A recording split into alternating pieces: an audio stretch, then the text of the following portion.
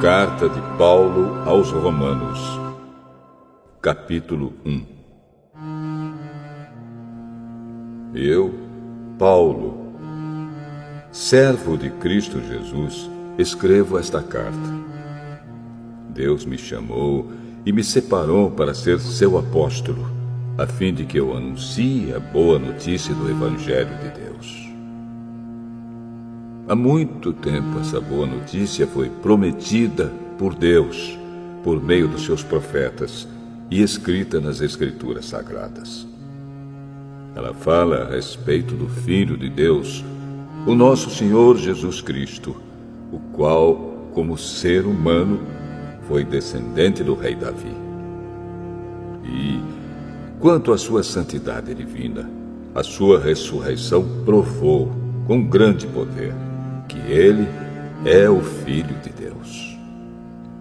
Por meio de Cristo, Deus me deu a honra de ser apóstolo no serviço de Cristo para levar pessoas de todas as nações a crerem em Cristo e a serem obedientes a Ele.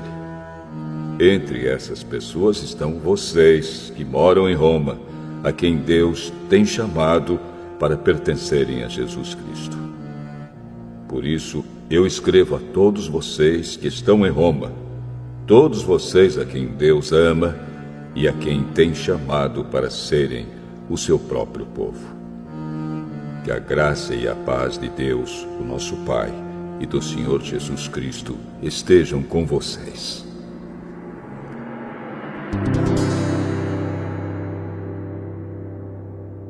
Em primeiro lugar, por meio de Jesus Cristo, dou graças ao meu Deus por todos vocês, pois no mundo inteiro se ouve falar a respeito da fé que vocês têm. Eu sirvo a Deus com todo o meu coração, anunciando a boa notícia a respeito do seu Filho. Deus é testemunha de que digo a verdade. Ele sabe que eu sempre lembro de vocês e oro por vocês. E peço a Deus que, se for da sua vontade, Ele faça com que agora eu possa ir visitá-los. Pois eu quero muito vê-los, a fim de repartir bênçãos espirituais com vocês para fortalecê-los, quer dizer, para que nos animemos uns aos outros por meio da fé que vocês e eu temos. Meus irmãos, quero que saibam que muitas vezes resolvi ir visitá-los, mas fui impedido até agora de fazer isso, pois eu gostaria que o meu trabalho produzisse resultados entre vocês também, como tem acontecido entre outros não-judeus. Pois é meu dever pregar a todos, tanto aos civilizados como aos não civilizados, tanto aos instruídos como aos sem instrução. É por isso que eu quero anunciar o Evangelho também a vocês que moram em Roma. Eu não me envergonho do Evangelho, pois ele é o poder de Deus para salvar todos os que creem, primeiro os judeus e também os não-judeus. Pois o Evangelho mostra como é que Deus nos aceita. É por meio da fé, do começo ao fim. Como dizem as Escrituras Sagradas, viverá aquele que, por meio da fé, é aceito por Deus.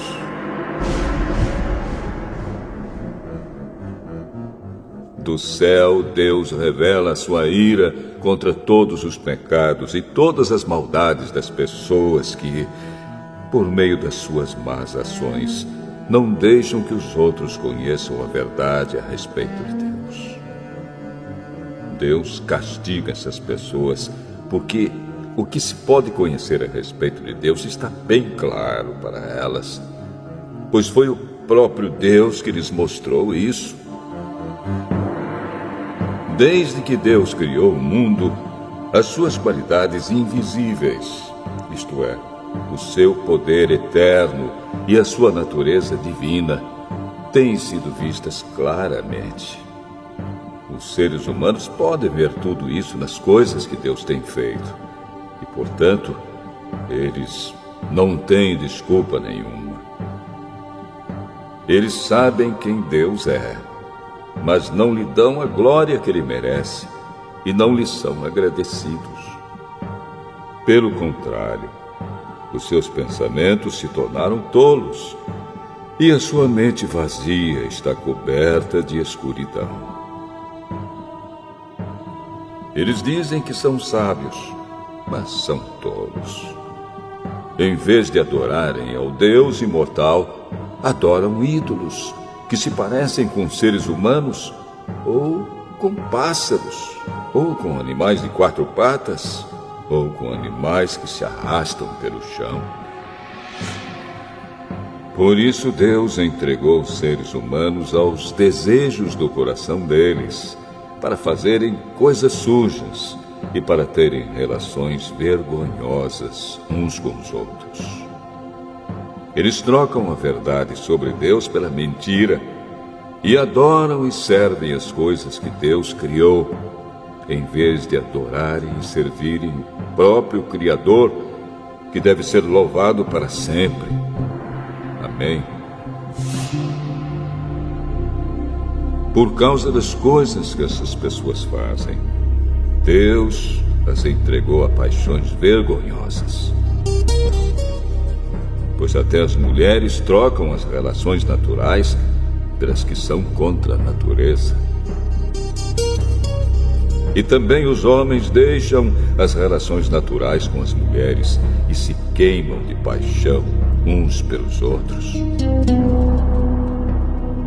Homens têm relações vergonhosas uns com os outros e por isso recebem em si mesmos o castigo que merecem por causa dos seus erros. E, como não querem saber do verdadeiro conhecimento a respeito de Deus, ele entregou os seres humanos aos seus maus pensamentos, de modo que eles fazem o que não devem. Estão cheios de todo tipo de perversidade, maldade, ganância, vícios, ciúmes, crimes de morte, brigas, mentiras e malícia. Caluniam e falam mal uns dos outros. Têm ódio de Deus e são atrevidos, orgulhosos e vaidosos. Inventam maneiras de fazer o mal, desobedecem aos pais, são imorais, não cumprem a palavra, não têm amor por ninguém e não têm pena dos outros. Eles sabem que o mandamento de Deus diz que aqueles que fazem essas coisas merecem a morte. Mas mesmo assim continuam a fazê-las e, pior ainda, aprovam os que fazem as mesmas coisas que eles fazem.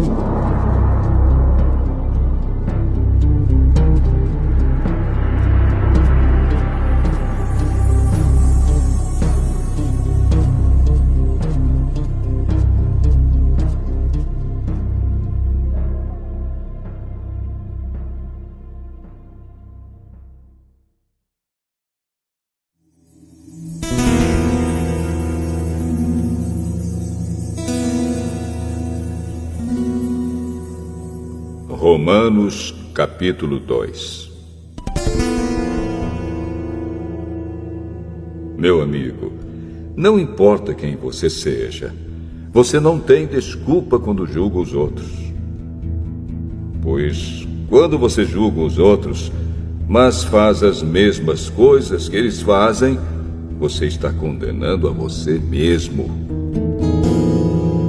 Nós sabemos que Deus é justo quando condena os que fazem essas coisas.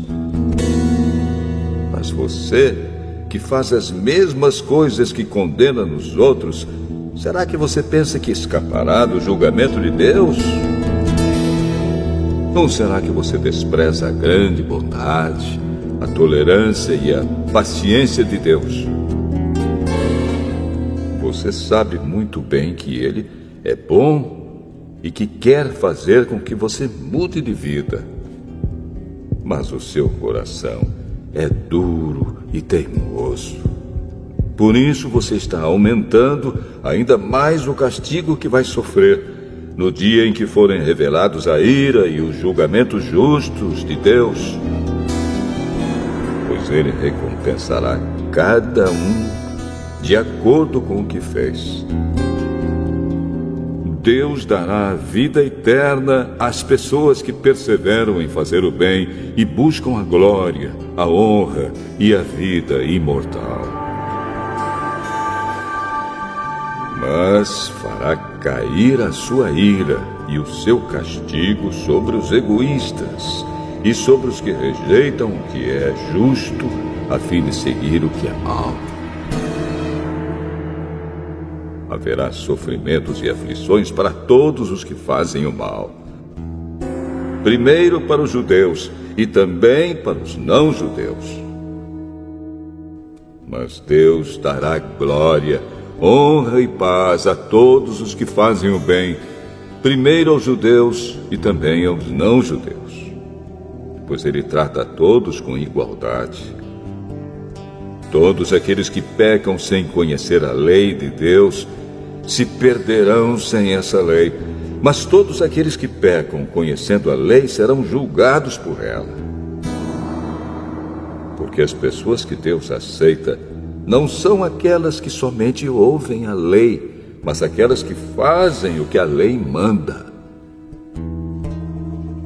Os não-judeus não têm a lei, mas quando fazem pela sua própria vontade o que a lei manda, eles são a sua própria lei, embora não tenham a lei. Eles mostram, pela sua maneira de agir, que têm a lei escrita no seu coração. A própria consciência deles mostra que isso é verdade. E os seus pensamentos, que às vezes os acusam e às vezes os defendem, também mostram isso. E de acordo com o evangelho que eu anuncio, assim será naquele dia em que Deus, por meio de Cristo Jesus, julgará os pensamentos secretos de todas as pessoas. O que dizer de você? Você diz que é judeu, confia na lei e se orgulha do Deus que você adora. Você sabe o que Deus quer que você faça e aprende na lei a escolher o que é certo. Você tem a certeza de que é guia dos cegos, luz para os que estão na escuridão, orientador dos que não têm instrução e professor dos jovens. Você está certo de que encontra na lei a apresentação completa do conhecimento e da verdade. Você que ensina os outros, por que é que não ensina a você mesmo? Se afirma que não se deve roubar, por que é que você mesmo rouba? Se você diz que não se deve cometer adultério, por que é que você mesmo comete adultério? Você odeia os ídolos, mas rouba as coisas dos templos. Você se orgulha de ter a lei de Deus, mas você é uma vergonha para Deus porque desobedece à sua lei. Pois as Escrituras Sagradas dizem: os não-judeus falam mal de Deus por causa de vocês, os judeus. A circuncisão tem valor se você, que é judeu, obedecer à lei. Porém, se não obedecer, é como se você não tivesse sido circuncidado. E se um homem que não foi circuncidado obedecer aos mandamentos da lei, Deus o tratará como se ele fosse circuncidado. Assim vocês, judeus, serão condenados pelos não-judeus, pois vocês desobedecem à lei, apesar de terem essa lei escrita e de serem circuncidados, enquanto que os não-judeus obedecem à lei, embora não sejam circuncidados. Portanto, eu pergunto: quem é judeu de fato e circuncidado de verdade. É claro que não é aquele que é judeu somente por fora e circuncidado só no corpo. Pelo contrário, o verdadeiro judeu é aquele que é judeu por dentro, aquele que tem o coração circuncidado. E isso é uma coisa que o Espírito de Deus faz e que a lei escrita não pode fazer. E o louvor que essa pessoa recebe não vem de seres humanos, mas vem de Deus.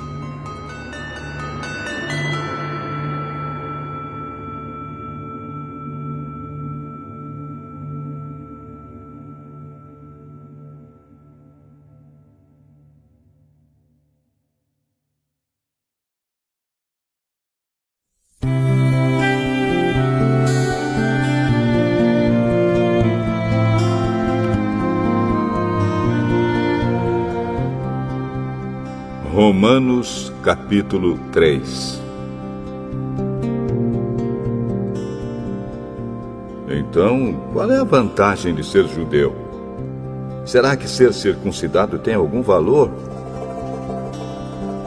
Tem sim, e de muitas maneiras. E a primeira vantagem é que Deus entregou a sua mensagem aos cuidados dos judeus.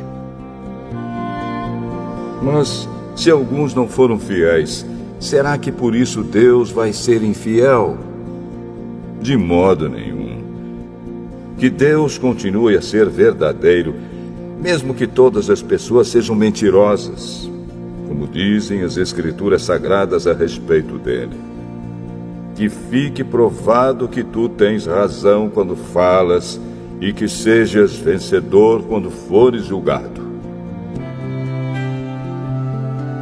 Mas se as injustiças que cometemos servem para mostrar que Deus age com justiça, o que é que podemos dizer? Que Deus é injusto quando nos castiga? Eu falo aqui como as pessoas costumam falar. É claro que não. Se Deus não fosse justo, como poderia julgar o mundo? Mas digamos que a minha mentira faz com que a verdade de Deus fique mais clara, aumentando assim a glória dele. Nesse caso, por que é que devo ainda ser condenado como pecador? Então por que não dizer: façamos o mal para que desse mal venha o bem? Na verdade, alguns têm me caluniado, dizendo que eu afirmo isso. Porém, eles serão condenados como merecem. Então, será que nós, os judeus, estamos em melhor situação do que os não-judeus? De modo nenhum. Já mostrei que todos, judeus e não-judeus, estão debaixo do poder do pecado. Como dizem as Escrituras Sagradas, não há uma só pessoa que faça o que é certo. Não há ninguém que tenha juízo. Não há ninguém que adore a Deus. Todos se desviaram do caminho certo. Todos se perderam. Não há mais ninguém que faça o bem. Não há ninguém mesmo. Todos mentem e enganam sem parar. Da língua deles saem mentiras perversas e dos seus lábios saem palavras de morte, como se fossem veneno de cobra. A boca deles está cheia de terríveis maldições. Eles se apressam para matar. Por onde passam, deixam a destruição e a desgraça. Não conhecem o caminho da paz e não aprenderam a temer a Deus. Nós sabemos que tudo o que a lei diz é dito para os que vivem debaixo da lei. Isso a fim de que todos parem de se justificar e a fim de que todas as pessoas do mundo fiquem debaixo do julgamento de Deus. Pois ninguém é aceito por Deus por fazer o que a lei manda, porque a lei faz com que as pessoas saibam que são pecadoras. Mas agora, Deus já mostrou que o meio pelo qual ele aceita as pessoas não tem nada a ver com a lei. A lei de Moisés e os profetas dão testemunho do seguinte: Deus aceita as pessoas por meio da fé que elas têm em Jesus Cristo. É assim que ele trata todos os que creem, pois não existe nenhuma diferença entre as pessoas. Todos pecaram e estão afastados da presença gloriosa de Deus. Mas, pela sua graça e sem exigir nada, Deus aceita todos por meio de Cristo Jesus, que os salva.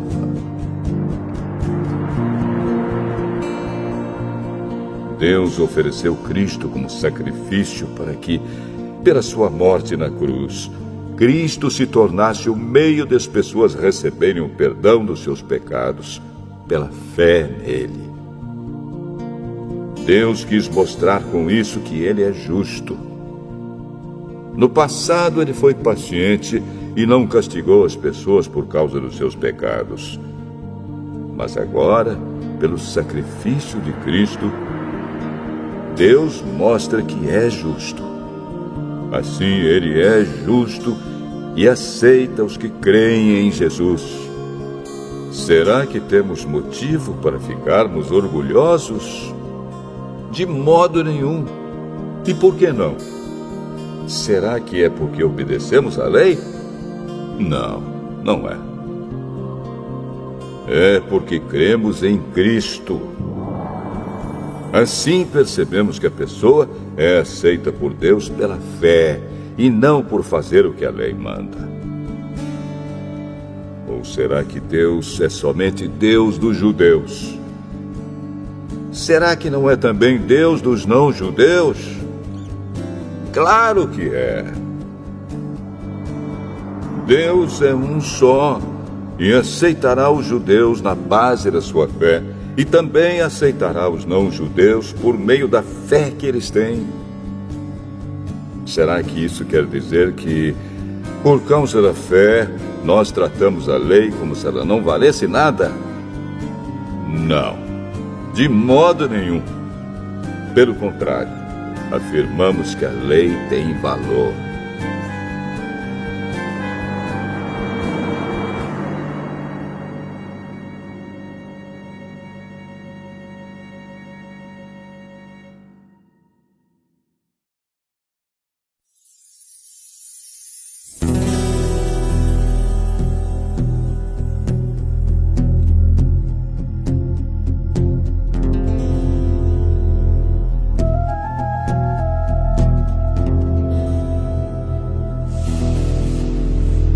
Romanos, capítulo 4.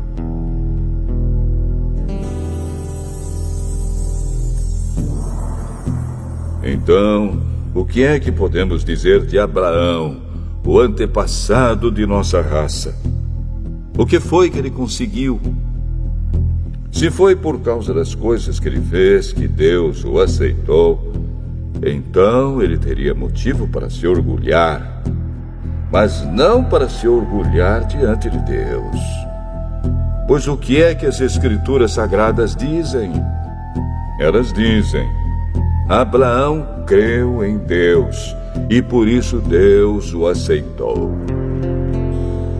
O salário que o trabalhador recebe não é um presente, mas é o pagamento a que ele tem direito por causa do trabalho que fez.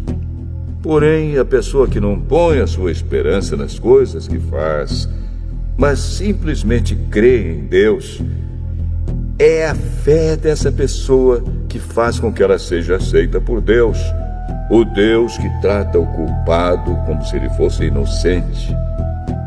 E isso foi o que Davi queria dizer quando falou da felicidade daqueles que Deus aceita, sem levar em conta o que eles fazem. Davi disse: Feliz aquele cujas maldades Deus perdoa e cujos pecados ele apaga. Feliz aquele que o Senhor não acusa de cometer pecado. Será que essa felicidade de que Davi falou existe somente para os que são circuncidados? É claro que não. Ela existe também para os que não são circuncidados. Pois já citamos as Escrituras Sagradas que dizem: Abraão creu em Deus e por isso Deus o aceitou. Quando foi que isso aconteceu? Foi antes ou depois de Abraão ser circuncidado? Foi antes e não depois. Ele foi circuncidado mais tarde. E a sua circuncisão foi um sinal para provar que Deus aceitou Abraão porque ele tinha fé. E isso aconteceu quando ele ainda não havia sido circuncidado. Assim, Abraão é o pai espiritual de todos os que creem em Deus e são aceitos por ele, mesmo que não sejam circuncidados. Ele é também o pai dos que são circuncidados. Não apenas porque são circuncidados, mas porque vivem a mesma vida de fé que Abraão, o nosso pai, viveu antes de ter sido circuncidado. Deus prometeu a Abraão e aos seus descendentes que o mundo ia pertencer a eles. Essa promessa foi feita não porque Abraão tinha obedecido à lei, mas porque ele havia crido em Deus e havia sido aceito por ele. Pois, se aqueles que obedecem à lei vão receber o que Deus prometeu, então a fé é inútil e a promessa de Deus não tem valor. Pois a lei traz o castigo de Deus. Mas, onde não existe lei, também não existe desobediência à lei. Portanto, a promessa de Deus depende da fé, a fim de que a promessa seja garantida como presente de Deus a todos os descendentes de Abraão. Ela não é somente para os que obedecem à lei, mas também para os que creem em Deus, como Abraão creu, pois ele é o pai espiritual de todos nós. Como dizem as Escrituras Sagradas: Eu fiz de você o pai de muitas nações. Assim a promessa depende de Deus, em quem Abraão creu, o Deus que ressuscita os mortos e faz com que exista o que não existia. Abraão teve fé e esperança, mesmo quando não havia motivo para ter esperança, e por isso ele se tornou o pai de muitas nações. Como dizem as Escrituras, os seus descendentes serão muitos. Abraão tinha quase 100 anos. Mas, mesmo quando ele pensou a respeito do seu corpo, que já estava como morto, ou quando lembrou que Sara não podia ter filhos, a sua fé não enfraqueceu.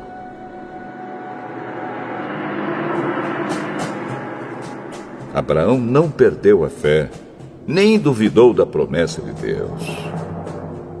A sua fé o encheu de poder, e ele louvou a Deus porque tinha toda a certeza de que Deus podia fazer o que havia prometido.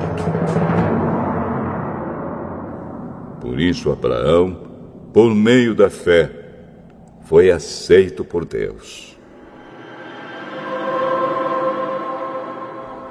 As palavras "foi aceito" não falam somente dele. Falam também de nós, que seremos aceitos. Nós, os que cremos em Deus, o qual ressuscitou Jesus, o nosso Senhor. Jesus foi entregue para morrer por causa dos nossos pecados e foi ressuscitado, a fim de que nós fôssemos aceitos por Deus.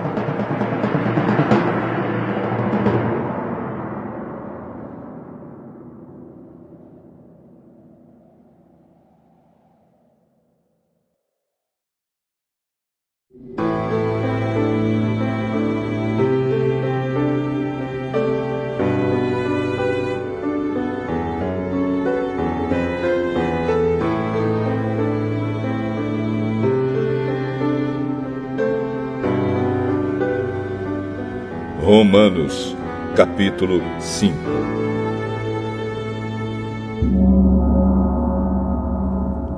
Agora que fomos aceitos por Deus pela nossa fé nele, temos paz com ele por meio do nosso Senhor Jesus Cristo. Foi Cristo quem nos deu, por meio da nossa fé, esta vida na graça de Deus. E agora continuamos firmes nessa graça e nos alegramos na esperança de participar da glória de Deus. E também nos alegramos nos sofrimentos, pois sabemos que os sofrimentos produzem a paciência. A paciência traz a aprovação de Deus e essa aprovação cria a esperança. Essa esperança não nos deixa decepcionados, pois Deus derramou seu amor no nosso coração por meio do Espírito Santo que Ele nos deu. De fato, quando não tínhamos força espiritual, Cristo morreu pelos maus no tempo escolhido por Deus.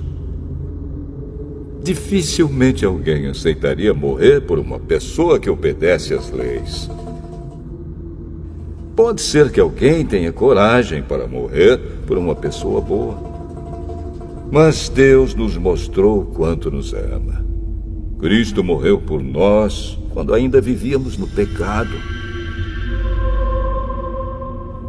E agora que fomos aceitos por Deus por meio da morte de Cristo na cruz, é mais certo ainda que ficaremos livres, por meio dele, do castigo de Deus. Nós éramos inimigos de Deus, mas ele nos tornou seus amigos por meio da morte do seu Filho. E agora que somos amigos de Deus, é mais certo ainda que seremos salvos pela vida de Cristo. E não somente isso, mas também nós nos alegramos por causa daquilo que Deus fez por meio do nosso Senhor Jesus Cristo, que agora nos tornou amigos de Deus. O pecado entrou no mundo por meio de um só homem, e o seu pecado trouxe consigo a morte. Como resultado, a morte se espalhou por toda a raça humana, porque todos pecaram. Antes da lei ser dada, já existia o pecado no mundo. Porém, quando não existe lei, Deus não leva em conta o pecado. Mas, desde o tempo de Adão até Moisés, a morte dominou todos os seres humanos, mesmo os que não pecaram como Adão, quando ele desobedeceu à ordem de Deus. Adão era a figura daquele que havia de vir. Mas existe uma diferença entre o pecado de Adão e o presente que Deus nos dá. De fato, muitos morreram por causa do pecado de um só homem, mas a graça de Deus é muito maior. E Ele dá a salvação gratuitamente a muitos, por meio da graça de um só homem, que é Jesus Cristo. E existe uma diferença entre aquilo que Deus dá e o pecado de um só homem. Porque, no caso do pecado, a condenação veio por causa de um só pecado. Porém, no caso da salvação, Deus perdoa os que têm cometido muitos pecados, embora não mereçam esse perdão. É verdade que, por causa de um só homem e por meio do seu pecado, a morte começou a dominar a raça humana. Mas o resultado do que foi feito por um só homem, Jesus Cristo, é muito maior. E todos aqueles que Deus aceita e que recebem como presente a sua imensa graça, reinarão na nova vida por meio de Cristo. Portanto, assim como um só pecado condenou todos os seres humanos, assim também um só ato de salvação liberta todos e lhes dá a vida.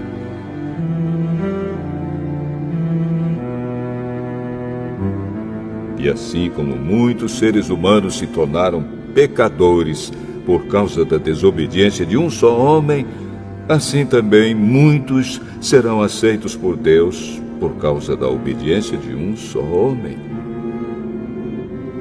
A lei veio para aumentar o mal, mas onde aumentou o pecado, a graça de Deus aumentou muito mais ainda.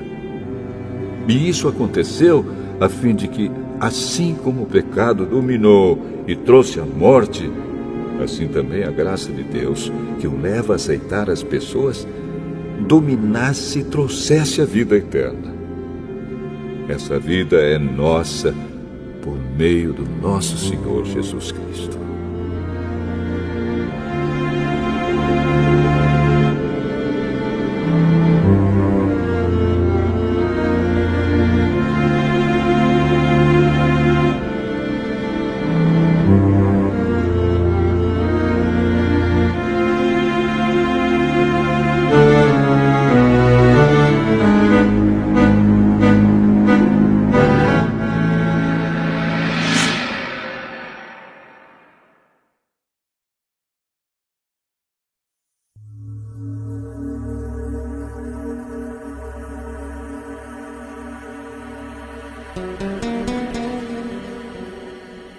Romanos capítulo 6.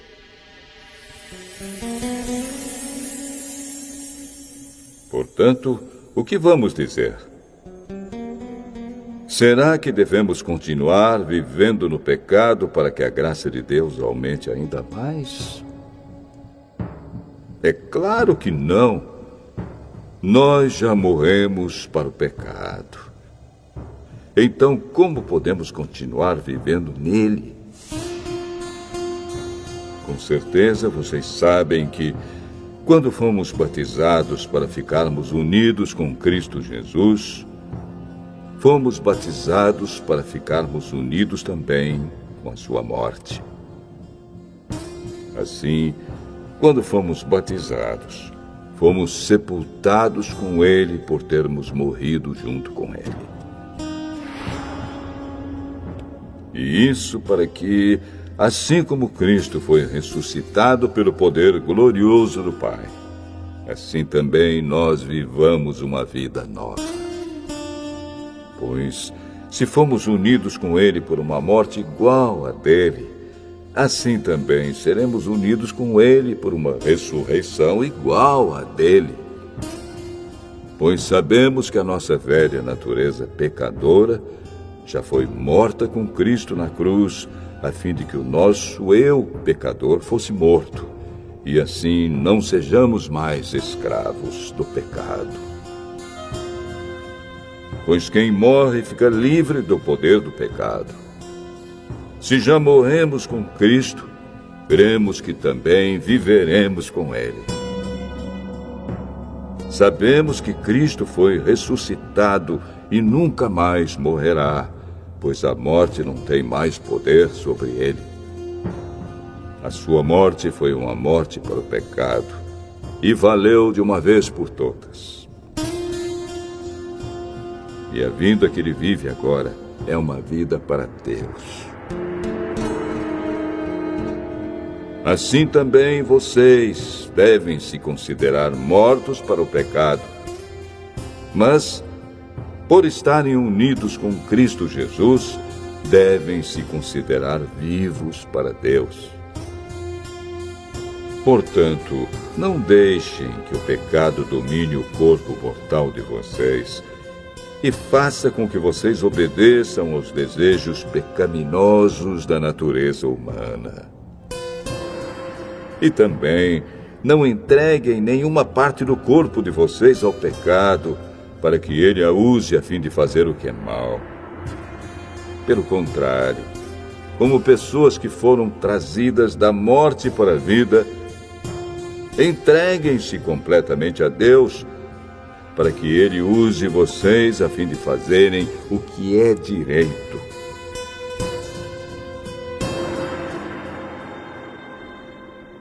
O pecado não dominará vocês, pois vocês não são mais controlados pela lei, mas pela graça de Deus. O que é que isso quer dizer? Vamos continuar pecando porque não somos mais controlados pela lei, mas pela graça de Deus? É claro que não. Pois vocês sabem muito bem que, quando se entregam a alguma pessoa para serem escravos dela, são de fato escravos dessa pessoa a quem vocês obedecem. Assim sendo, vocês podem obedecer ao pecado que produz a morte, ou podem obedecer a Deus e ser aceitos por Ele. Mas damos graças a Deus porque vocês, que antes eram escravos do pecado, agora já obedecem de todo o coração às verdades que estão nos ensinamentos que receberam. Vocês foram libertados do pecado e se tornaram escravos de Deus para fazer o que é direito. Falo com palavras bem simples, porque vocês ainda são fracos. No passado, vocês se entregaram inteiramente como escravos da imoralidade e da maldade para servir o mal. Entreguem-se agora inteiramente como escravos daquilo que é direito, para viver uma vida dedicada a Deus. Quando eram escravos do pecado, vocês não faziam o que é direito. Porém, o que é que vocês receberam de bom quando faziam aquelas coisas de que agora têm vergonha? Pois o resultado de tudo aquilo é a morte. Mas agora vocês foram libertados do pecado e são escravos de Deus.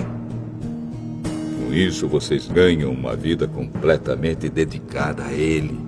E o resultado é que vocês terão a vida eterna. Pois o salário do pecado é a morte, mas o presente gratuito de Deus é a vida eterna que temos em união com Cristo Jesus, o nosso Senhor.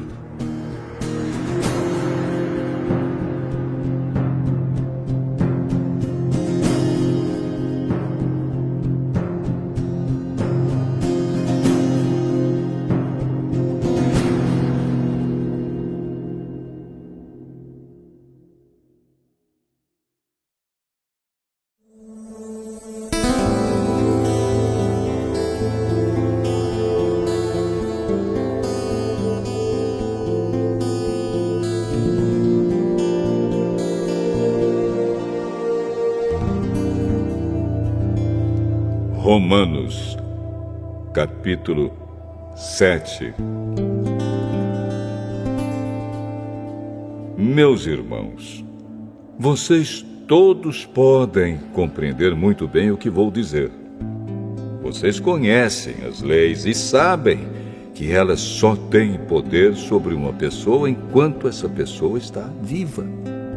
Por exemplo, a mulher casada está ligada pela lei ao marido enquanto ele estiver vivo. Mas, se ele morrer, ela estará livre da lei que a liga ao marido. De modo que, se ela viver com outro homem enquanto o marido estiver vivo, ela será chamada de adúltera. Mas, se o marido morrer, ela estará legalmente livre e não cometerá adultério se casar com outro homem. O mesmo acontece com vocês, meus irmãos.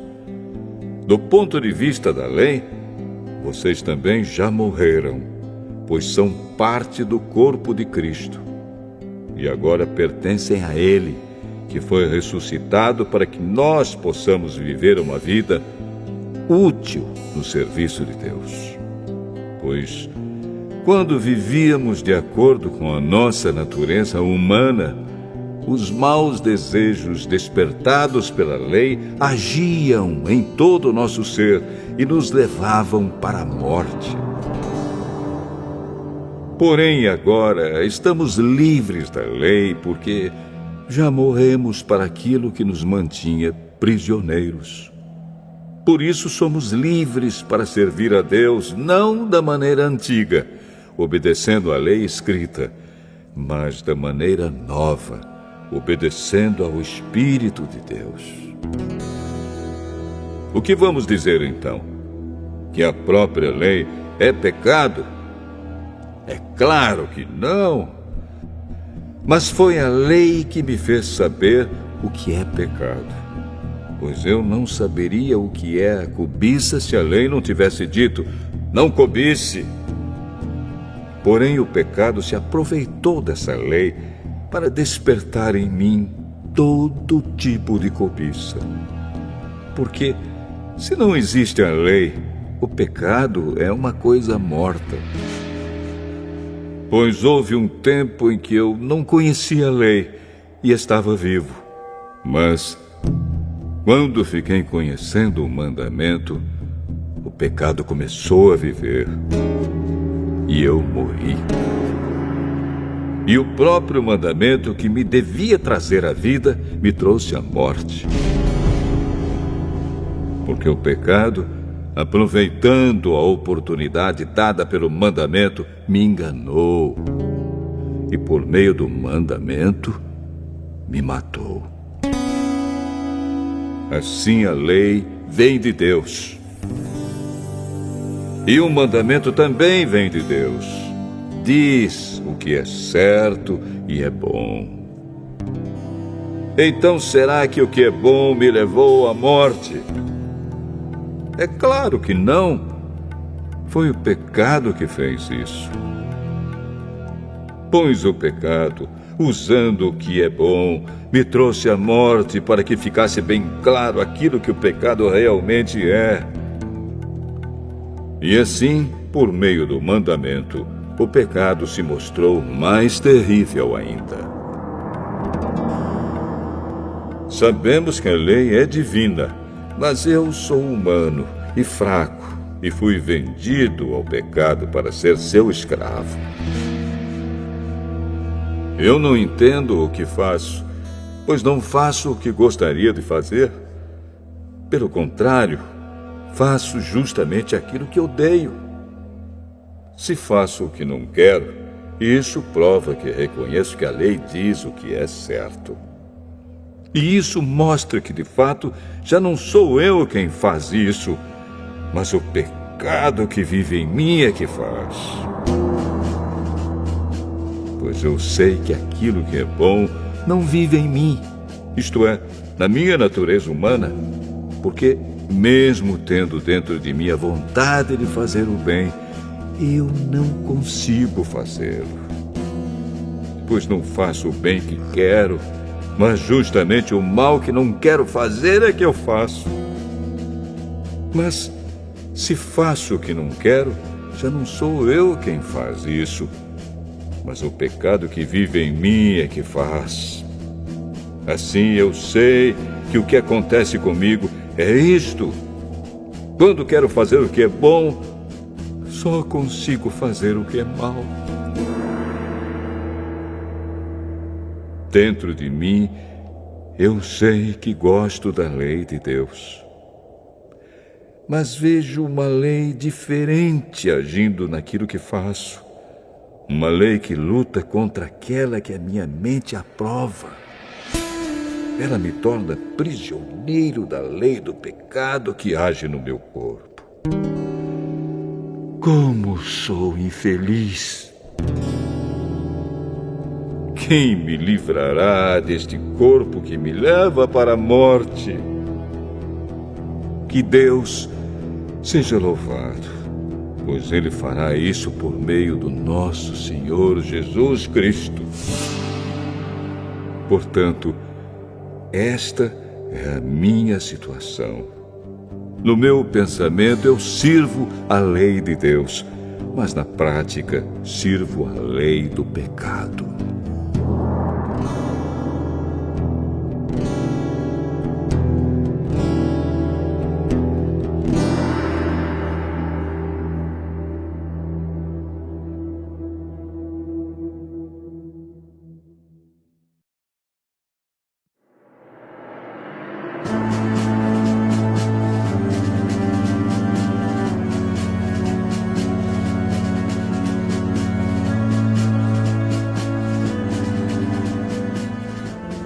Romanos, capítulo 8. Agora, já não existe nenhuma condenação para as pessoas que estão unidas com Cristo Jesus. Pois a lei do Espírito de Deus, que nos trouxe vida por estarmos unidos com Cristo Jesus, livrou você da lei do pecado e da morte. Deus fez o que a lei não pôde fazer, porque a natureza humana era fraca. Deus condenou o pecado na natureza humana, enviando o seu próprio Filho, que veio na forma da nossa natureza pecaminosa, a fim de acabar com o pecado. Deus fez isso para que as ordens justas da lei pudessem ser completamente cumpridas por nós, que vivemos de acordo com o Espírito de Deus e não de acordo com a natureza humana. Porque as pessoas que vivem de acordo com a natureza humana têm a sua mente controlada por essa mesma natureza. Mas as que vivem de acordo com o Espírito de Deus têm a sua mente controlada pelo Espírito. As pessoas que têm a mente controlada pela natureza humana acabarão morrendo espiritualmente. Mas as que têm a mente controlada pelo Espírito de Deus terão a vida eterna e a paz. Por isso, as pessoas que têm a mente controlada pela natureza humana se tornam inimigas de Deus, pois não obedecem à lei de Deus e, de fato, não podem obedecer a ela. As pessoas que vivem de acordo com a sua natureza humana não podem agradar a Deus. Vocês, porém, não vivem como manda a natureza humana, mas como o Espírito de Deus quer, se é que o Espírito de Deus vive realmente em vocês. Quem não tem o Espírito de Cristo não pertence a Ele. Mas, se Cristo vive em vocês, então, embora o corpo de vocês vá morrer por causa do pecado, o Espírito de Deus é vida para vocês, porque vocês foram aceitos por Deus. Se em vocês vive o Espírito daquele que ressuscitou Jesus, então aquele que ressuscitou Jesus Cristo dará também vida ao corpo mortal de vocês, por meio do seu Espírito, que vive em vocês. Portanto, meus irmãos, nós temos uma obrigação, que é a de não vivermos de acordo com a nossa natureza humana. Porque, se vocês viverem de acordo com a natureza humana, vocês morrerão espiritualmente. Mas, se pelo Espírito de Deus vocês matarem as suas ações pecaminosas, vocês viverão espiritualmente. Pois aqueles que são guiados pelo Espírito de Deus são filhos de Deus. Porque o Espírito que vocês receberam de Deus não torna vocês escravos e não faz com que tenham medo. Pelo contrário, o Espírito torna vocês filhos de Deus. E pelo poder do Espírito dizemos com fervor a Deus: Pai, meu Pai. O Espírito de Deus se une com o nosso espírito para afirmar que somos filhos de Deus. Nós somos seus filhos e por isso receberemos as bênçãos que Ele guarda para o seu povo e também receberemos com Cristo aquilo que Deus tem guardado para Ele. Porque se tomamos parte nos sofrimentos de Cristo, também tomaremos parte na sua glória. Eu penso que o que sofremos durante a nossa vida não pode ser comparado, de modo nenhum, com a glória que nos será revelada no futuro. O universo todo espera com muita impaciência o momento em que Deus vai revelar o que os seus filhos realmente são. Pois o universo se tornou inútil, não pela sua própria vontade, mas porque Deus quis que fosse assim. Porém, existe esta esperança. Um dia, o próprio universo ficará livre do poder destruidor que o mantém escravo e tomará parte na gloriosa liberdade dos filhos de Deus. Pois sabemos que até agora o universo todo geme e sofre como uma mulher que está em trabalho de parto. E não somente o universo, mas nós, que temos o Espírito Santo como o primeiro presente que recebemos de Deus, nós também gememos dentro de nós mesmos, enquanto esperamos que Deus faça com que sejamos seus filhos e nos liberte completamente. Pois foi por meio da esperança que fomos salvos. Mas, se já estamos vendo aquilo que esperamos, então isso não é mais uma esperança. Pois quem é que fica esperando por alguma coisa que está vendo? Porém, se estamos esperando alguma coisa que ainda não podemos ver, então esperamos com paciência. Assim também, o Espírito de Deus vem nos ajudar na nossa fraqueza. Pois não sabemos como devemos orar, mas o Espírito de Deus, com gemidos que não podem ser explicados por palavras, pede a Deus em nosso favor. E Deus, que vê o que está dentro do coração, sabe qual é o pensamento do Espírito. Porque o Espírito pede em favor do povo de Deus e pede de acordo com a vontade de Deus. Pois sabemos que todas as coisas trabalham juntas para o bem daqueles que amam a Deus, daqueles a quem Ele chamou de acordo com o seu plano.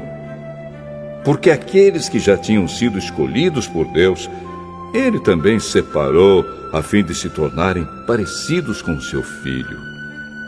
Ele fez isso para que o Filho fosse o primeiro entre muitos irmãos. Assim Deus chamou os que havia separado. Não somente os chamou, mas também os aceitou. E não somente os aceitou, mas também repartiu a sua glória com eles. Diante de tudo isso, o que mais podemos dizer? Se Deus está do nosso lado, quem poderá nos vencer? Ninguém. Porque Ele nem mesmo deixou de entregar o próprio Filho, mas o ofereceu por todos nós. Se Ele nos deu o seu Filho, será que não nos dará também todas as coisas? Quem acusará aqueles que Deus escolheu? Ninguém! Porque o próprio Deus declara que eles não são culpados. Será que alguém poderá condená-los? Ninguém! Pois foi Cristo Jesus quem morreu, ou melhor, quem foi ressuscitado e está à direita de Deus. E Ele pede a Deus em favor de nós. Então, quem pode nos separar do amor de Cristo? Serão os sofrimentos, as dificuldades, a perseguição, a fome, a pobreza, o perigo ou a morte? Como dizem as Escrituras Sagradas, por causa de ti estamos em perigo de morte o dia inteiro. Somos tratados como ovelhas que vão para o matadouro. Em todas essas situações, temos a vitória completa por meio daquele que nos amou. Pois eu tenho a certeza de que nada pode nos separar do amor de Deus. Nem a morte, nem a vida, nem os anjos, nem outras autoridades ou poderes celestiais, nem o presente, nem o futuro, nem o mundo lá de cima, nem o mundo lá de baixo. Em todo o universo não há nada que possa nos separar do amor de Deus, que é nosso por meio de Cristo Jesus, o nosso Senhor.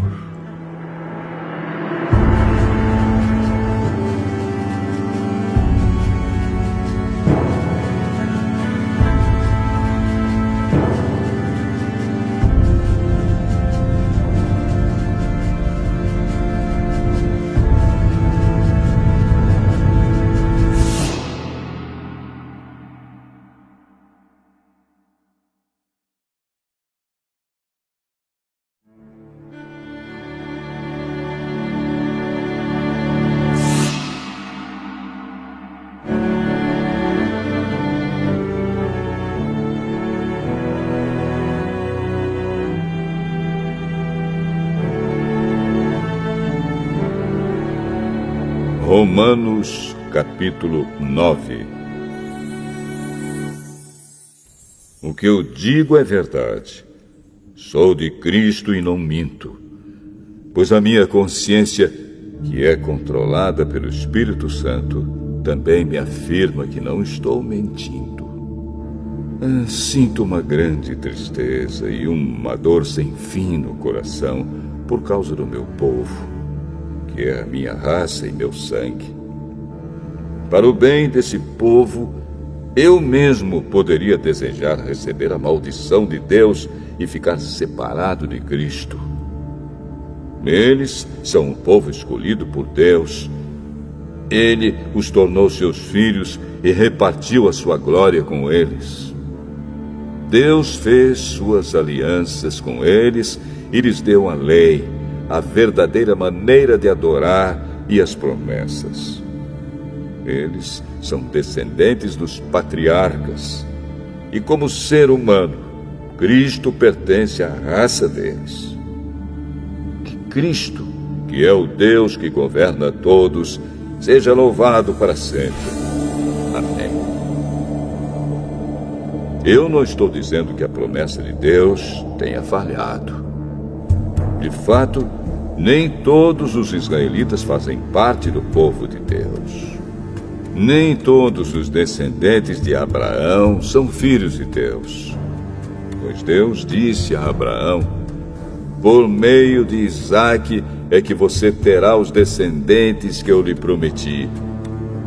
Isso quer dizer que os que são considerados como os verdadeiros descendentes de Abraão são aqueles que nasceram como resultado da promessa de Deus, e não os que nasceram de modo natural. Pois, quando fez a promessa, Deus disse a Abraão o seguinte: no tempo certo eu voltarei, e Sara, sua mulher, terá um filho. E mais ainda, os 2 filhos de Rebeca tinham o mesmo pai, o nosso antepassado Isaque. Mas, para que a escolha de um deles fosse completamente de acordo com o plano de Deus, o próprio Deus disse a Rebeca: o mais velho será dominado pelo mais moço. Disse isso antes de eles nascerem e antes de fazerem qualquer coisa, boa ou má. Assim ficou confirmado que é de acordo com o seu plano que Deus escolhe aqueles que Ele quer chamar, sem levar em conta o que eles tenham feito. Como dizem as Escrituras Sagradas: eu escolhi Jacó, mas rejeitei Esaú. O que vamos dizer então? Que Deus é injusto? De modo nenhum. Pois Ele disse a Moisés: terei misericórdia de quem eu quiser, terei pena de quem eu desejar. Portanto, tudo isso depende não só do que as pessoas querem ou fazem, mas somente da misericórdia de Deus. Porque, como está escrito nas Escrituras Sagradas, Deus disse a Faraó: foi para isto mesmo que eu pus você como rei, para mostrar o meu poder e fazer com que o meu nome seja conhecido no mundo inteiro. Portanto, Deus tem misericórdia de quem Ele quer e endurece o coração de quem Ele quer. Algum de vocês vai me dizer: se é assim, como é que Deus pode encontrar culpa nas pessoas? Quem pode ir contra a vontade de Deus? Mas quem é você, meu amigo, para discutir com Deus? Será que um pote de barro pode perguntar a quem o fez: por que você me fez assim? Pois o homem que faz o pote tem o direito de usar o barro como quer. Do mesmo barro ele pode fazer 2 potes, um pote para uso especial e outro para uso comum. E foi isso que Deus fez. Ele quis mostrar a sua ira e tornar bem conhecido o seu poder. Assim suportou com muita paciência os que mereciam o castigo e que iam ser destruídos. Ele quis também mostrar como é grande a sua glória, que Ele derramou sobre nós, que somos aqueles de quem Ele teve pena e a quem Ele já havia preparado para receberem a sua glória. Pois nós somos aqueles que Deus chamou, não somente os que são judeus, mas também os não-judeus. Isso é o que Ele diz no livro de Oséias: aqueles que não eram meu povo eu chamarei de meu povo. A nação que eu não amava chamarei de minha amada. E no mesmo lugar onde foi dito: vocês não são o meu povo, ali eles serão chamados de os filhos do Deus vivo. E Isaías disse a respeito de Israel: mesmo que o povo de Israel seja tão numeroso como os grãos de areia da praia do mar, somente alguns deles serão salvos. Pois o Senhor julgará logo e de uma vez o mundo inteiro. Como o próprio Isaías tinha dito antes: se o Senhor Todo-Poderoso não nos tivesse deixado alguns descendentes, seríamos agora como a cidade de Sodoma, estaríamos destruídos como Gomorra. O que vamos dizer então? Vamos dizer isto: os não-judeus que não procuravam ser aceitos por Deus foram aceitos por meio da fé. Porém, o povo de Israel, que procurava uma lei para ser aceito por Deus, não encontrou o que estava procurando. E por que não? Porque eles procuravam alcançar isso por meio das suas ações e não por meio da fé. Eles tropeçaram na pedra de tropeço, como dizem as Escrituras Sagradas. Vejam, estou colocando em Sião uma pedra em que eles vão tropeçar, a rocha que vai fazê-los cair. Mas quem crer nela não ficará desiludido.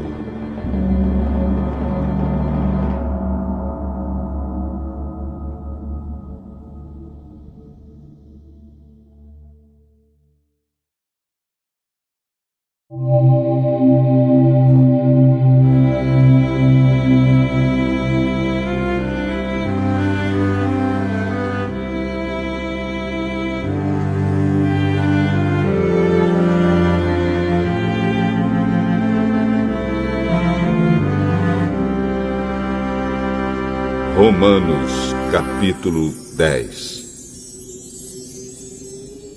Meus irmãos, desejo de todo o coração que o meu próprio povo seja salvo.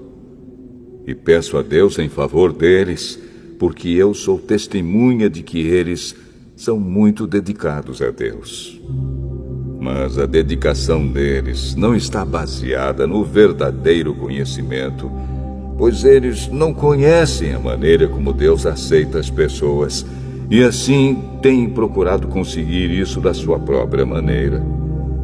Eles rejeitaram o modo de Deus aceitar as pessoas, porque com Cristo a lei chegou ao fim, e assim os que creem é que são aceitos por Deus. Pois o que Moisés escreveu a respeito de as pessoas serem aceitas por Deus pela obediência à lei foi isto: viverá aquele que fizer o que a lei manda. Porém, quanto a ser aceito por Deus por meio da fé, Moisés diz o seguinte: não fique pensando assim: quem vai subir até o céu? Isto é, para trazer Cristo do céu. Nem pergunte: quem descerá ao mundo lá de baixo? Isto é, para fazer com que Cristo suba do mundo dos mortos. O que Moisés diz é isto: a mensagem de Deus está perto de você, nos seus lábios e no seu coração. Isto é, a mensagem de fé que anunciamos. Se você disser com a sua boca: Jesus é Senhor, e no seu coração crer que Deus ressuscitou Jesus, você será salvo, porque nós cremos com o coração e somos aceitos por Deus. Falamos com a boca e assim somos salvos. Porque as Escrituras Sagradas dizem: quem crer nele não ficará desiludido.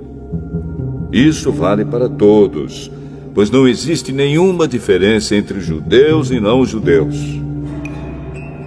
Deus é o mesmo Senhor de todos e abençoa generosamente todos os que pedem a sua ajuda.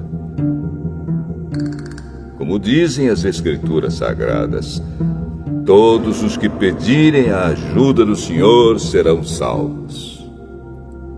Mas como é que as pessoas irão pedir se não crerem nele? E como poderão crer se não ouvirem a mensagem? E como poderão ouvir se a mensagem não for anunciada? E como é que a mensagem será anunciada se não forem enviados mensageiros? As Escrituras Sagradas dizem: como é bonito ver os mensageiros trazendo boas notícias. Mas nem todos aceitam a boa notícia do Evangelho. Foi Isaías quem disse: Senhor, quem creu na nossa mensagem? Portanto, a fé vem por ouvir a mensagem. E a mensagem vem por meio da pregação a respeito de Cristo. Mas eu pergunto: será que eles não ouviram a mensagem? É claro que ouviram, como dizem as Escrituras. A voz deles se espalhou pelo mundo inteiro. As suas palavras alcançaram a terra toda. Eu pergunto ainda: será que o povo de Israel não soube disso? Moisés foi o primeiro a dar uma resposta. Ele disse: eu farei com que vocês fiquem com ciúmes de um povo que não é uma nação. Farei com que fiquem com raiva de uma nação de gente sem juízo. E Isaías foi mais corajoso ao anunciar o que Deus disse: eu fui achado por aqueles que não me procuravam e apareci aos que não perguntavam por mim. Mas a respeito de Israel, Deus disse: o dia inteiro eu abri os braços, pronto para receber um povo desobediente e rebelde.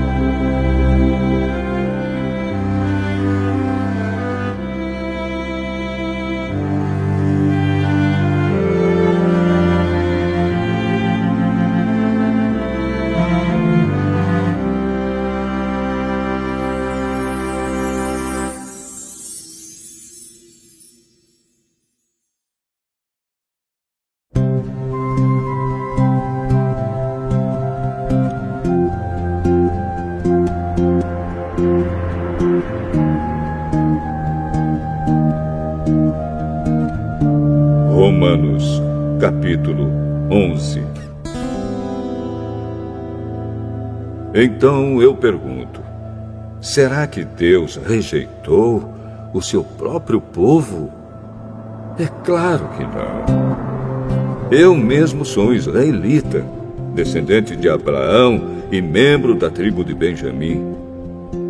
Deus não rejeitou o seu povo, que ele havia escolhido desde o princípio. Vocês sabem muito bem o que as Escrituras Sagradas dizem naquele trecho em que Elias acusa o povo de Israel diante de Deus. Elias diz assim: Senhor, eles mataram os teus profetas e destruíram os teus altares. Eu sou o único que sobrou e eles estão querendo me matar. O que foi que Deus disse a ele? Ele disse: Eu guardei para mim 7.000 homens que não adoraram o Deus Baal. A mesma coisa também acontece agora. Isto é, por causa da graça de Deus, ainda existe um pequeno número daqueles que ele escolheu. Essa escolha se baseia na graça de Deus e não no que eles fizeram. Porque se a escolha de Deus se baseasse no que as pessoas fazem, então a sua graça não seria a verdadeira graça. E isso quer dizer que não foi o povo de Israel que encontrou o que estava procurando. Quem encontrou foi apenas um pequeno grupo que Deus escolheu. Os outros não quiseram ouvir o chamado de Deus. Como dizem as Escrituras Sagradas, Deus endureceu o coração e a mente deles, deu-lhes olhos que não podem ver e ouvidos que não podem ouvir até o dia de hoje. E Davi disse que nas suas festas eles sejam apanhados e enganados, que eles caiam e sejam castigados. Oh Deus, faze com que eles fiquem cegos e que fiquem sempre curvados debaixo do peso das suas dificuldades. Agora eu pergunto, quando os judeus tropeçaram, será que eles caíram para nunca mais se levantarem? É claro que não. Mas porque eles pecaram, a salvação veio para os não-judeus, para fazer com que os judeus ficassem com ciúmes deles.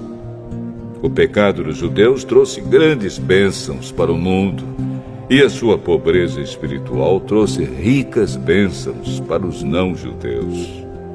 Então, quando se completar o número de judeus que voltarão para Deus, as bênçãos serão muito maiores ainda. Agora estou falando a vocês que não são judeus. Enquanto eu for o apóstolo dos não-judeus, terei orgulho do meu trabalho. Talvez eu possa fazer com os que são da minha própria raça fiquem com ciúmes, e assim seja possível salvar alguns deles. Porque quando os judeus foram rejeitados, o resto do mundo se tornou amigo de Deus. O que acontecerá então quando eles forem aceitos? Os que estiverem mortos receberão a vida. Pois se o primeiro pão assado depois da colheita é dedicado a Deus, isso quer dizer que todos os outros pães também são dedicados a Ele. E se as raízes de uma árvore são oferecidas a Deus, os galhos também são dele. Alguns galhos da oliveira cultivada foram quebrados, e um galho de oliveira brava foi enxertado nela. Pois vocês, os não-judeus, são como aquela oliveira brava, e agora tomam parte na força e na riqueza espiritual dos judeus. Portanto, vocês não devem desprezar os galhos que foram quebrados.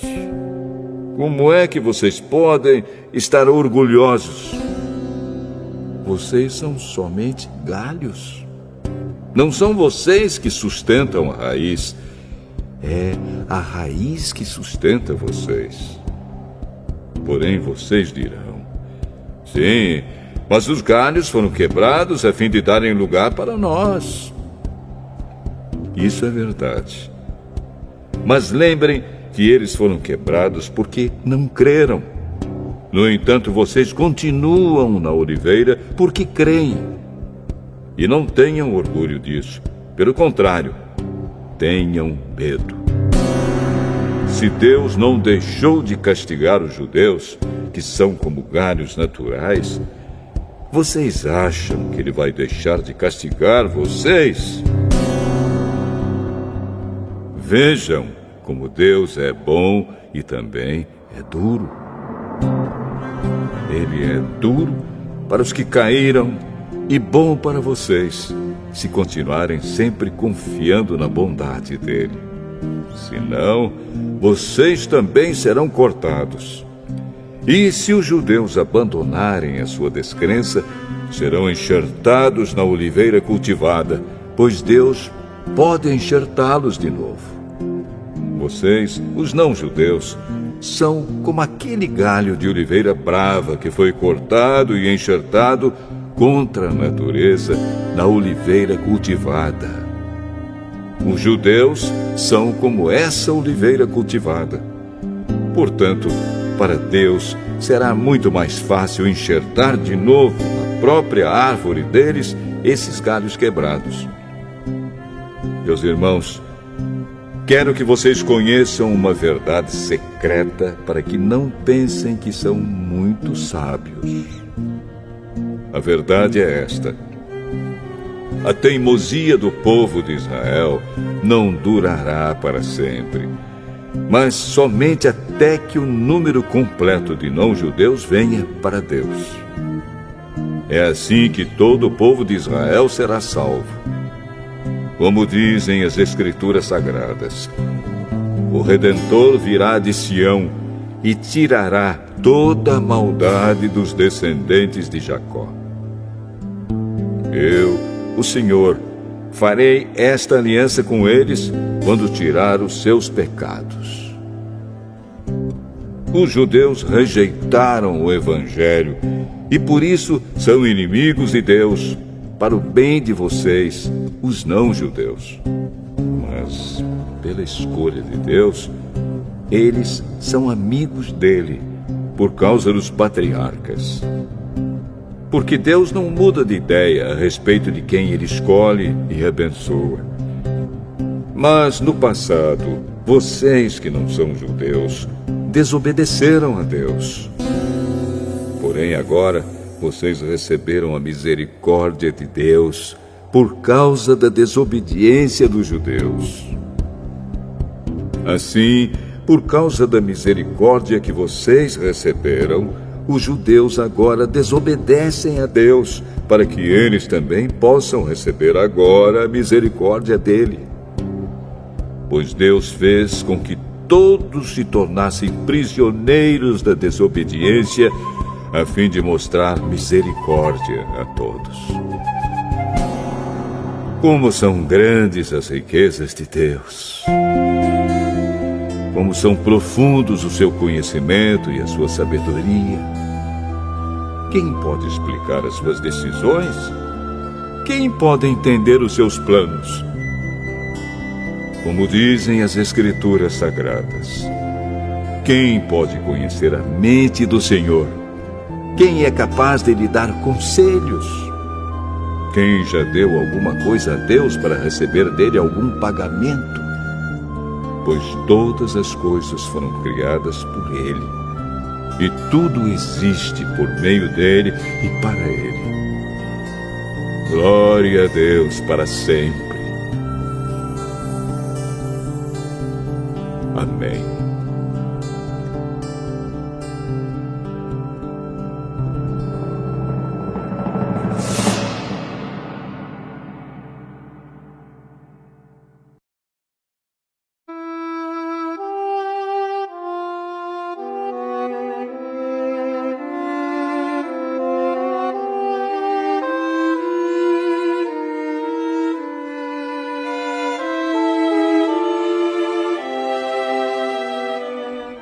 Romanos, capítulo 12. Portanto, meus irmãos, por causa da grande misericórdia divina, peço que vocês se ofereçam completamente a Deus como um sacrifício vivo, dedicado ao seu serviço e agradável a Ele. Esta é a verdadeira adoração que vocês devem oferecer a Deus. Não vivam como vivem as pessoas deste mundo, mas deixem que Deus os transforme por meio de uma completa mudança da mente de vocês. Assim vocês conhecerão a vontade de Deus, isto é, aquilo que é bom, perfeito e agradável a Ele. Por causa da bondade de Deus para comigo, me chamando para ser apóstolo, eu digo a todos vocês que não se achem melhores do que realmente são. Pelo contrário, pensem com humildade a respeito de vocês mesmos, e cada um julgue a si mesmo conforme a fé que Deus lhe deu. Porque, assim como em um só corpo temos muitas partes, e todas elas têm funções diferentes, assim também nós, embora sejamos muitos, somos um só corpo por estarmos unidos com Cristo. E todos estamos unidos uns com os outros como partes diferentes de um só corpo. Portanto, usemos os nossos diferentes dons de acordo com a graça que Deus nos deu. Se o dom que recebemos é o de anunciar a mensagem de Deus, façamos isso de acordo com a fé que temos. Se é o dom de servir, então devemos servir. Se é o de ensinar, então ensinemos. Se é o dom de animar os outros, então animemos. Quem reparte com os outros o que tem, que faça isso com generosidade. Quem tem autoridade, que use a sua autoridade com todo cuidado. Quem ajuda os outros, que ajude com alegria. Que o amor de vocês não seja fingido. Odeiem o mal e sigam o que é bom. Amem uns aos outros com o amor de irmãos em Cristo e se esforcem para tratar uns aos outros com respeito. Trabalhem com entusiasmo e não sejam preguiçosos. Sirvam o Senhor com o coração cheio de fervor. Que a esperança que vocês têm os mantenha alegres. Aguentem com paciência os sofrimentos e orem sempre.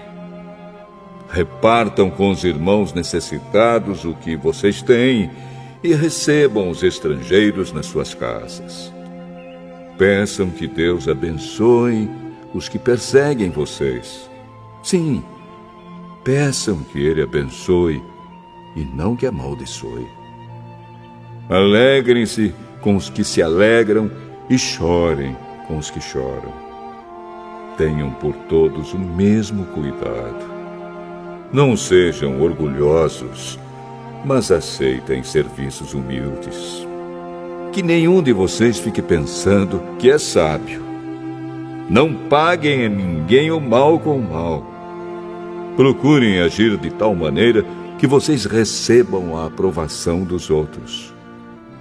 No que depender de vocês, façam todo o possível para viver em paz com todas as pessoas. Meus queridos irmãos, nunca se vinguem de ninguém.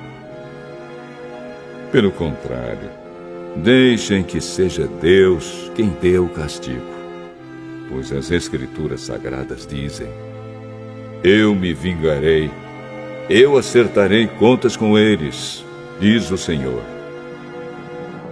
Mas façam como dizem as Escrituras. Se o seu inimigo estiver com fome, dê comida a ele. Se estiver com sede, dê água.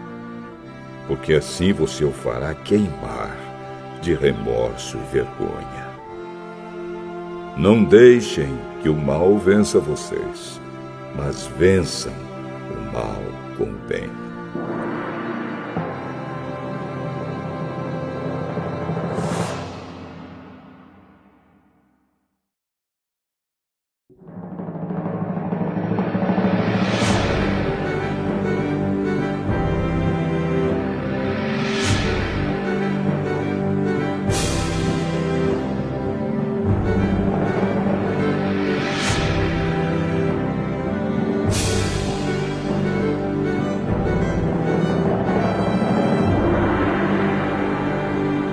Romanos, capítulo 13. Obedeçam às autoridades todos vocês, pois nenhuma autoridade existe sem a permissão de Deus, e as que existem foram colocadas nos seus lugares por Ele. Assim, quem se revolta contra as autoridades está se revoltando contra o que Deus ordenou, e os que agem desse modo serão condenados. Somente os que fazem o mal devem ter medo dos governantes, e não os que fazem o bem. Se você não quiser ter medo das autoridades, então faça o que é bom, e elas o elogiarão, porque as autoridades estão a serviço de Deus para o bem de você. Mas se você faz o mal, então tenha medo. Pois as autoridades, de fato, têm poder para castigar. Elas estão a serviço de Deus e trazem o castigo dele sobre os que fazem o mal. É por isso que você deve obedecer às autoridades. Não somente por causa do castigo de Deus, mas também porque a sua consciência manda que você faça isso. É por isso também que vocês pagam impostos, pois quando as autoridades cumprem os seus deveres, elas estão a serviço de Deus. Portanto, paguem ao governo o que é devido. Paguem todos os seus impostos e respeitem e honrem todas as autoridades. Não fiquem devendo nada a ninguém.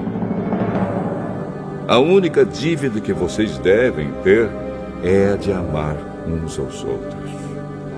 Quem ama os outros está obedecendo à lei. Os seguintes mandamentos: não cometa adultério, não mate, não roube, não cobice. Esses e ainda outros mais são resumidos num mandamento só. Ame os outros como você ama a você mesmo.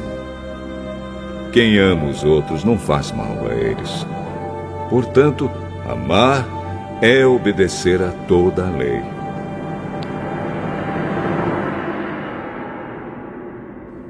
Vocês precisam fazer todas essas coisas porque sabem em que tempo nós estamos vivendo.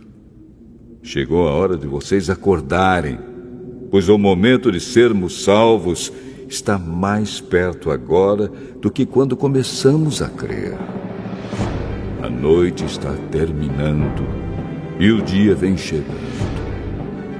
Por isso, paremos de fazer o que pertence à escuridão e peguemos as armas espirituais para lutar na luz.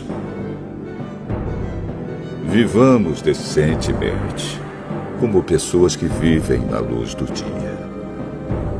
Nada de farras ou bebedeiras, nem imoralidade ou indecência, nem brigas ou ciúmes.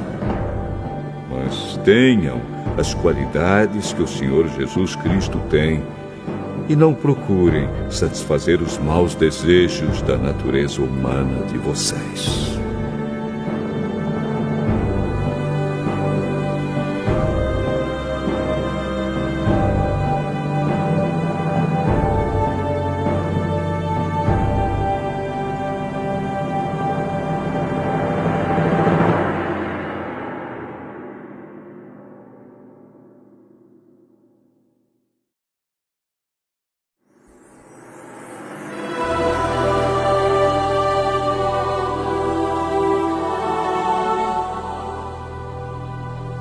Romanos, capítulo 14.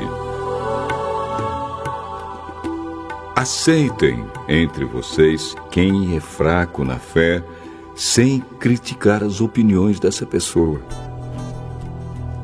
Por exemplo, algumas pessoas creem que podem comer de tudo, mas quem é fraco na fé come somente verduras e legumes. Quem come de tudo não deve desprezar quem não faz isso. E quem só come verduras e legumes não deve condenar quem come de tudo, pois Deus o aceitou. Quem é você para julgar o escravo de alguém? Se ele vai vencer ou fracassar, isso é da conta do dono dele. E ele vai vencer porque o Senhor pode fazê-lo vencer. Algumas pessoas pensam que certos dias são mais importantes do que outros, enquanto que outras pessoas pensam que todos os dias são iguais. Cada um deve estar bem firme nas suas opiniões. Quem dá mais valor a certo dia faz isso para honrar o Senhor. E também quem come de tudo faz isso para honrar o Senhor, pois agradece a Deus o alimento. E quem evita comer certas coisas faz isso para honrar o Senhor e dar graças a Deus. Porque nenhum de nós vive para si mesmo, e nenhum de nós morre para si mesmo. Se vivemos, é para o Senhor que vivemos. E se morremos, também é para o Senhor que morremos. Assim, tanto se vivemos como se morremos, somos do Senhor. Pois Cristo morreu e viveu de novo para ser o Senhor tanto dos mortos como dos vivos. Portanto, por que é que você, que só come verduras e legumes, condena o seu irmão? E você que come de tudo, por que despreza o seu irmão? Pois todos nós estaremos diante de Deus para sermos julgados por Ele. É isto que as Escrituras Sagradas dizem. Juro pela minha vida, diz o Senhor, que todos se ajoelharão diante de mim e todos afirmarão que eu sou Deus. Assim, cada um de nós prestará contas de si mesmo a Deus. Por isso, paremos de criticar uns aos outros. Pelo contrário, cada um de vocês resolva não fazer nada que leve o seu irmão a tropeçar ou cair em pecado. Por estar unido com o Senhor Jesus, eu estou convencido de que nada é impuro em si mesmo. Mas, se alguém pensa que alguma coisa é impura, então ela fica impura para ele. Se você faz com que um irmão fique triste por causa do que você come, então você não está agindo com amor. Não deixe que a pessoa por quem Cristo morreu se perca por causa da comida que você come. Não deem motivo para os outros falarem mal daquilo que vocês acham bom, pois o reino de Deus não é uma questão de comida ou de bebida, mas de viver corretamente, em paz e com a alegria que o Espírito Santo dá. E quem serve a Cristo dessa maneira, agrada a Deus e é aprovado por todos. Por isso, procuremos sempre as coisas que trazem a paz e que nos ajudam a fortalecer uns aos outros na fé. Por uma questão de comida, não destrua o que Deus fez.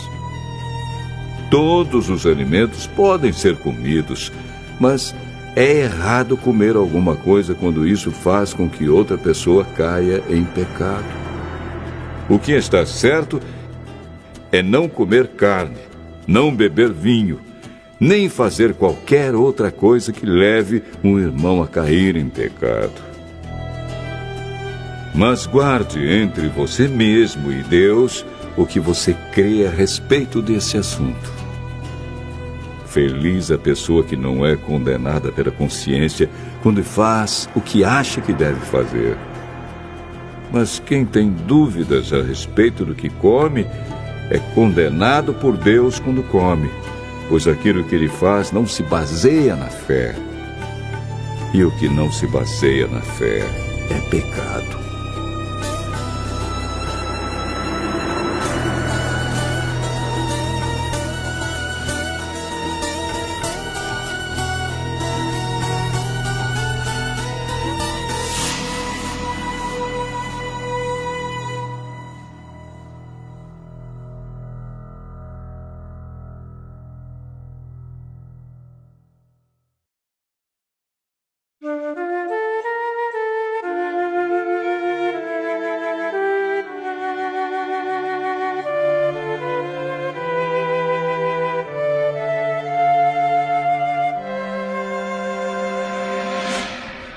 Romanos, capítulo 15.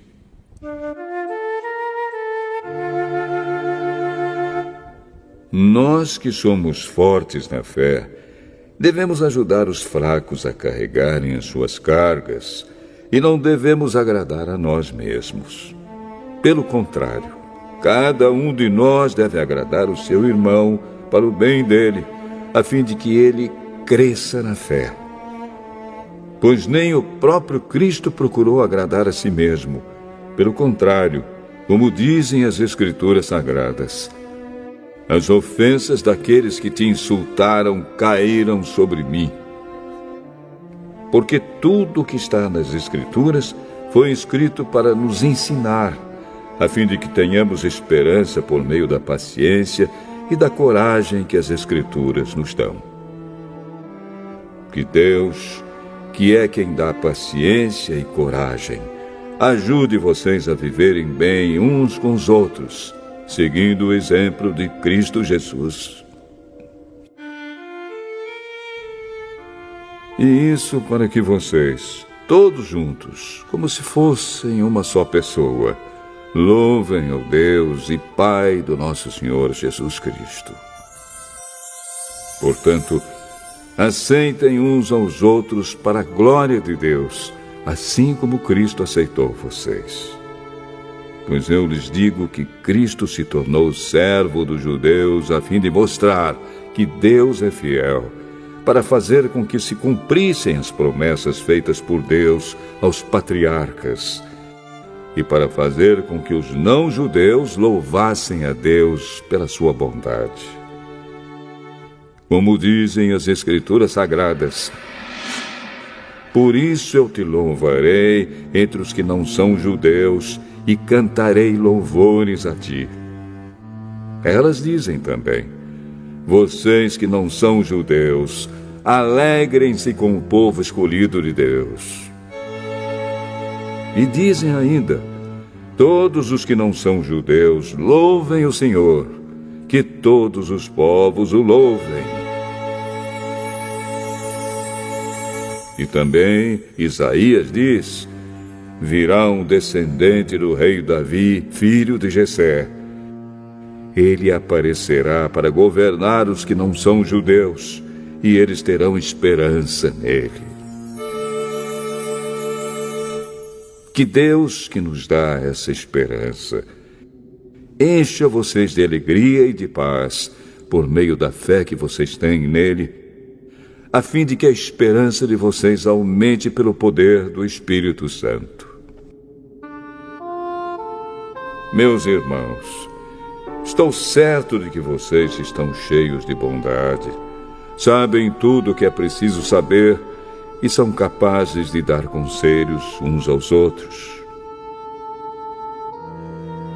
Porém, nesta carta, me atrevi a escrever com toda franqueza, para fazer com que vocês lembrem de coisas que já sabem.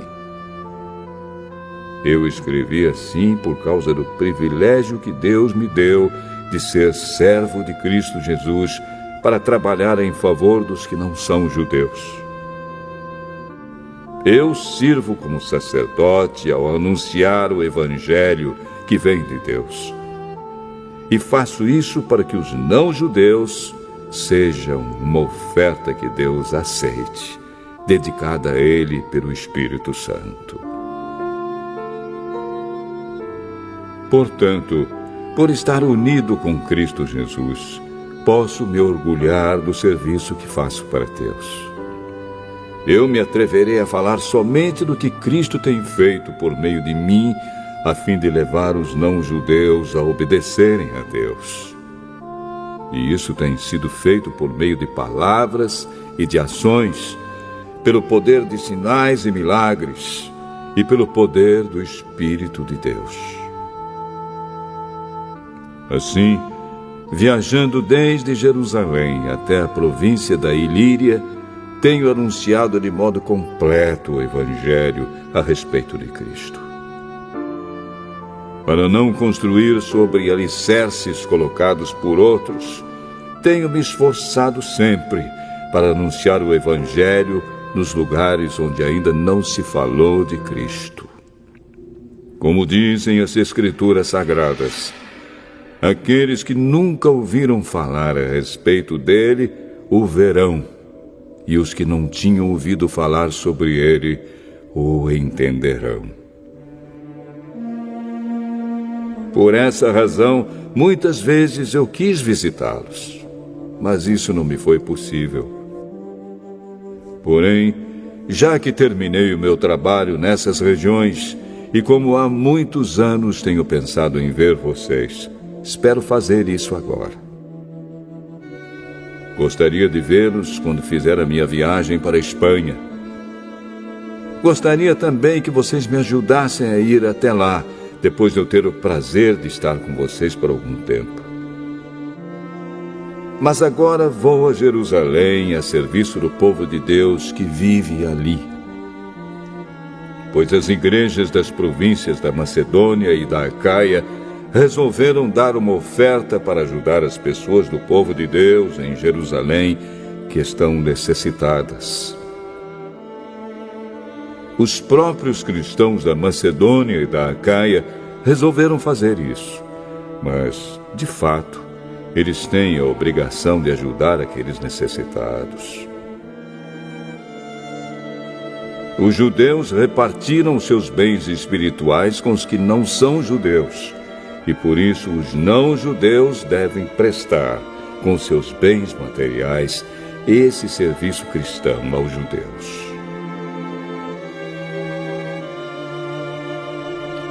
Depois que eu terminar esse trabalho e que entregar toda a oferta que foi recolhida para eles, viajarei para a Espanha e no caminho visitarei vocês. E sei que, quando for visitá-los, levarei comigo muitas bênçãos de Cristo. Eu peço, irmãos, pelo nosso Senhor Jesus Cristo e pelo amor que o Espírito dá, que me ajudem, orando com fervor por mim. Orem para que eu escape das pessoas da Judéia que não creem em Cristo e também para que a ajuda que eu vou levar a Jerusalém seja bem aceita pelo povo de Deus que vive ali. E assim, se Deus quiser, chegarei aí em Roma cheio de alegria e lhes farei uma visita que me dará um novo ânimo. E que Deus, a nossa fonte de paz, esteja com todos vocês. Amém.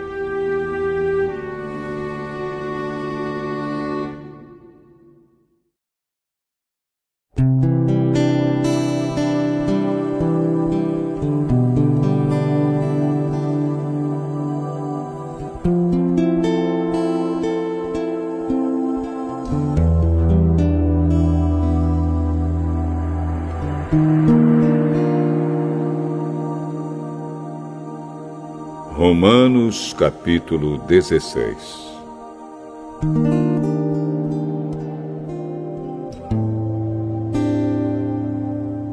Eu recomendo a vocês a nossa irmã Febe, que é a diaconisa da igreja de Cencreia. Recebam essa irmã em nome do Senhor, como deve fazer o povo de Deus. Deem a ela toda a ajuda que precisar, pois ela tem ajudado muita gente e a mim também. Mando saudações a Priscila e ao seu marido Áquila, meus companheiros no serviço de Cristo Jesus. Eles arriscaram a sua vida por mim. Sou muito agradecido a eles. E não somente eu, mas também todas as igrejas dos que não são judeus. Saudações também à igreja que se reúne na casa deles. Saudações ao meu querido amigo Epêneto, que foi o primeiro a crer em Cristo na província da Ásia. Saudações a Maria, que tem trabalhado muito por vocês.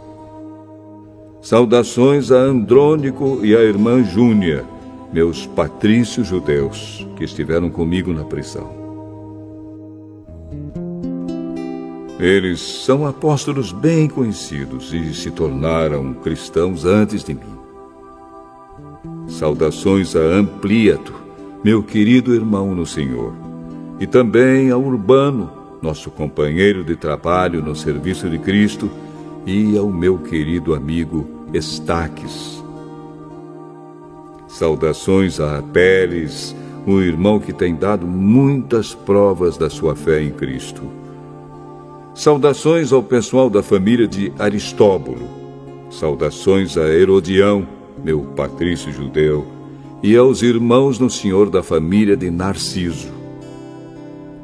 Saudações a Trifena e a Trifosa, irmãs que trabalham no serviço do Senhor, e à minha querida amiga Pérside, que também tem trabalhado muito para o Senhor.